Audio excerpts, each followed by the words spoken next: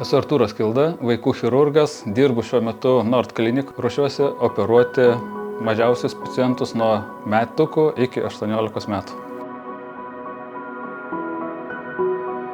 Vaikų chirurgija ypatinga yra tuo, kad yra labai platus gydomų ligų diapazonas. Operuojame chirurginės ligas, tai ir krūtinės ląstos, ir plaučių, ir pilvo, žarnyno, urologinės ligos, tas pats yra ir visos kitos kosmetinės, paviršinės, gal ne tiek daug tų patologijos pačios, bet diapazonas yra labai platus.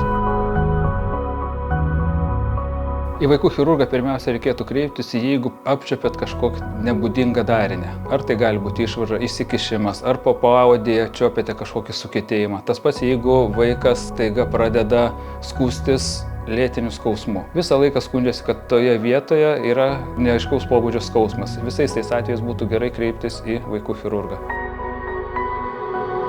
Pirmo vizito metu mes pasikalbame ir išsiaiškiname visas problemas, tada bandome surasti kontaktą su vaiku, pažiūrime ir išsiaiškiname, kuri yra skaudama vieta ir pirmiausia tai yra ultragarsinis tyrimas. Mes galime pažiūrėti visus pakitimus, kurie yra nematomi, visas ištyrimas ir kitos skausmingos procedūros ir taip pat visos operacijos yra atliekamos tik tai bendrinėje neutroje ir operacijos metu yra pašalinamas arba darinys arba kita priežastis, kuri sukelia skausmą vaikui.